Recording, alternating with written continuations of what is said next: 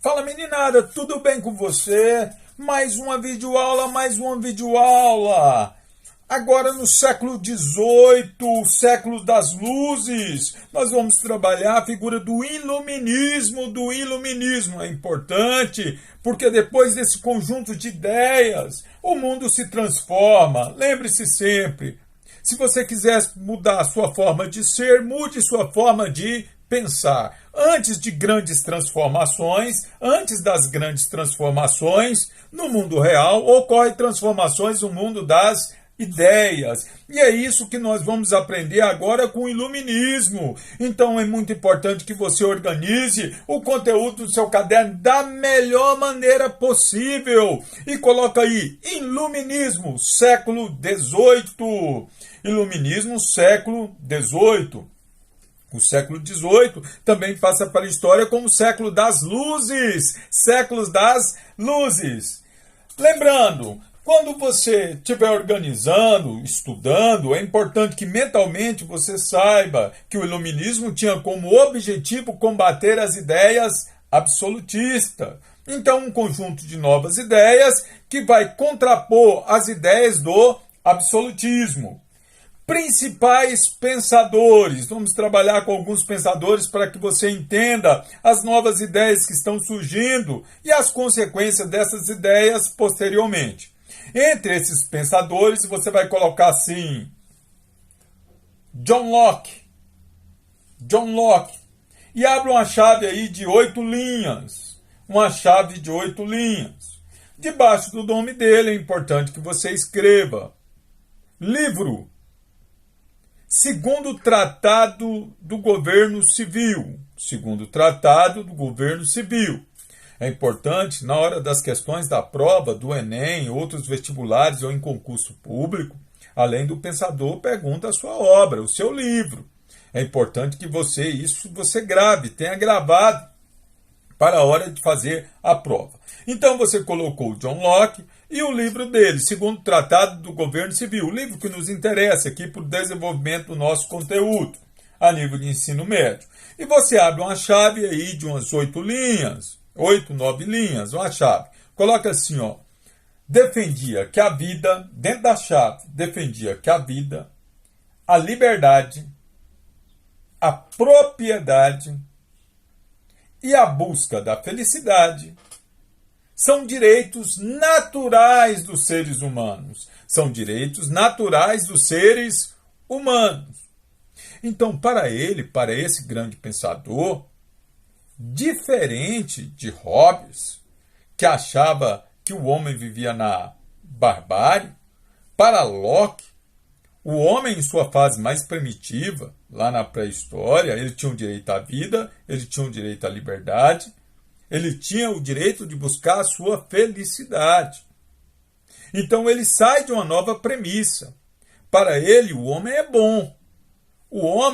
é bom. E possui direitos que são naturais, inerentes aos seres humanos.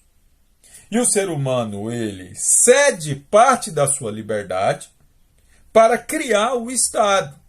Ele cede parte da sua liberdade para criar o Estado. E o Estado tem o dever, a obrigação de manter os direitos que são naturais dos seres humanos. Então, para Locke, o Estado é criado para garantir que o homem viva melhor, para garantir que o homem mantenha os seus direitos naturais, para garantir que ele preserve a sua própria existência. Então, consequentemente, você colocou, então na outra linha você escreva: premissa, 2 pontos, o homem é bom.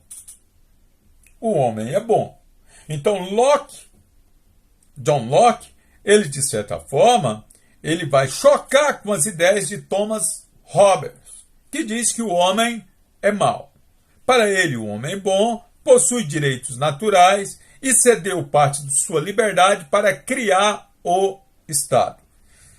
E como é que o homem fez isso? Coloca na outra linha: o contrato social. Então, o ser humano, ele, de certa forma, através de um contrato social, ele cede parte de sua liberdade para criar a figura do Estado, para poder viver de forma mais fácil. Só que esse ser humano, ele, na outra linha, escreva direito de rebelião. Direito de rebelião. Se o Estado não estiver garantindo os direitos naturais dos seres humanos, para John Locke, o ser humano tem direito de pegar em armas e resistir à opressão. Então ele tem o direito de rebelião. Direito de se voltar contra esse Estado se o Estado não estiver cumprindo os direitos naturais dos seres humanos. Os direitos naturais. Então, para John Locke, ele defendia o Estado democrático de direito. O Estado democrático de direito. Uma nova forma de se organizar politicamente. Ao invés do Estado absolutista, deve se organizar politicamente em um Estado democrático de direito. Então perceba que são novos fundamentos, novas premissas, uma nova forma de olhar a organização social, uma nova forma de olhar a política. Premissas claras, direitos claros. O Estado, ele tem as suas obrigações. Ele tem as suas obrigações para com o ser humano. Importantíssimo. Outro pensador que você vai colocar aí, outro pensador, escreva René Descartes. René Descartes.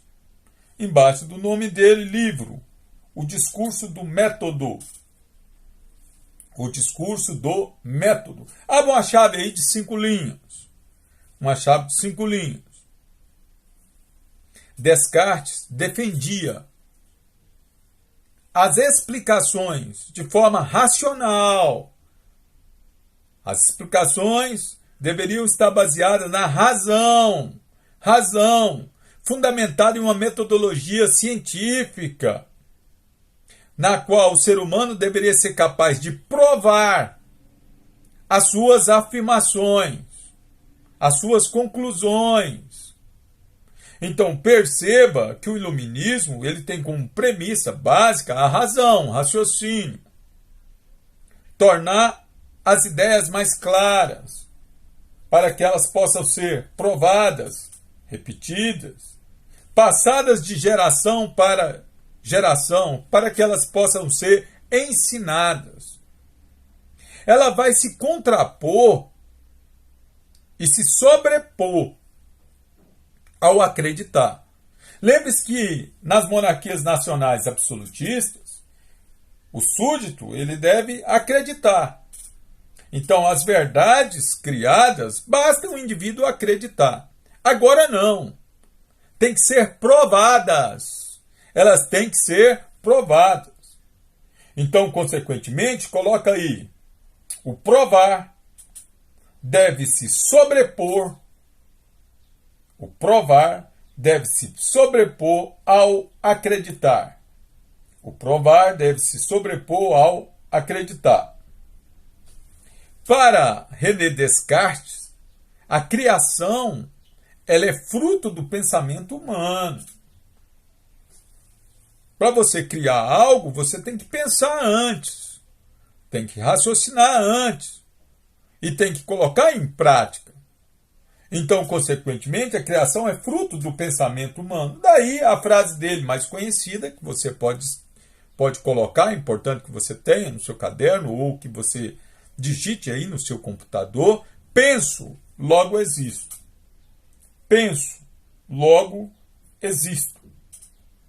A existência do ser humano, agora, ela passa pela capacidade do pensamento humano.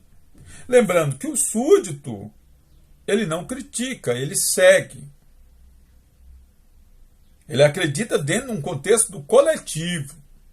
A sua individualidade, ela vai estar sobreposta pelo coletivo. Agora, para René Descartes, o ser humano tem capaz de pensar, e quanto mais ele pensa, mais ele se destaca e mais ele existe, inclusive individualmente, e não somente coletivamente.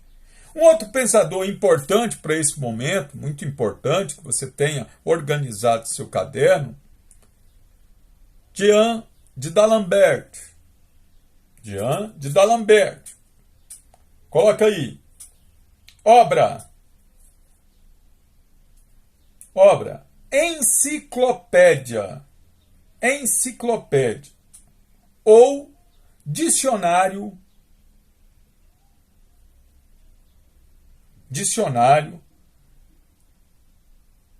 raciocinado das ciências, das artes e dos ofícios. Dentro da chave, abre uma chave de 3 linhas. D'Alembert tinha como objetivo facilitar a divulgação das ideias iluministas. Por isso, ele reúne essas ideias iluministas, essas inúmeras ideias iluministas, em uma enciclopédia, em um dicionário. Uma estratégia para facilitar com que o ser humano tenha acesso a esse conhecimento, para que ele possa se libertar, fundamentado na razão e no direito que ele possui de ser livre. É muito importante, coloca uma observação aí, A enciclopédia foi finalizada por Denis de Diderot. Importante, esses dois pensadores. Então, não basta só você criar uma nova ideia. Ela tem que se tornar conhecida. Ela tem que ser divulgada.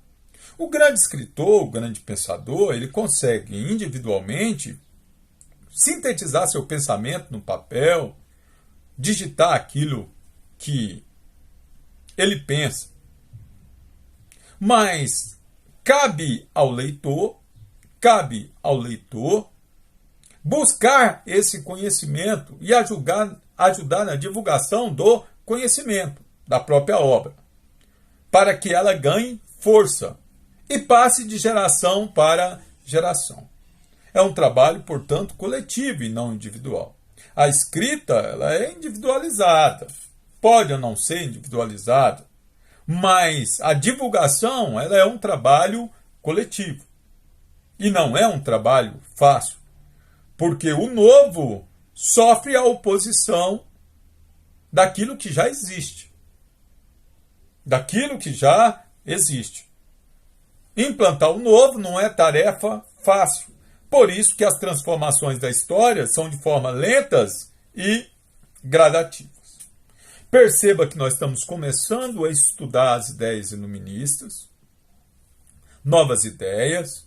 Você pode assistir a videoaula anterior das ideias absolutistas e começar a comparar com as ideias iluministas, para que você consiga perceber a diferença de uma para outra, do Estado absolutista para o Estado democrático de direito, a visão lá do absolutismo, o homem mau, agora no Estado democrático de direito, o homem é bom, os direitos e deveres de cada um, direitos e deveres do próprio Estado. Então, é importante que você retorne e assista a aula do absolutismo. E também assista imediatamente a aula do iluminismo, logo após, para que você consiga, de certa forma, perceber as diferenças. No plano das ideias, no plano do raciocínio, no plano da metodologia, da nova forma de enxergar a política, da nova forma de conhecer o ser humano, de fundamentar as ideias. Muito importante essa videoaula, muito importante, lembrando que ela é mais temática, ela é uma videoaula que você depende de aprofundar e raciocinar. São ideologias, tem que buscar o conhecimento ao máximo. Espero que você esteja bem, espero que você esteja feliz e até a próxima videoaula. Um sucesso, eu acredito em você, você é um líder. Até a próxima!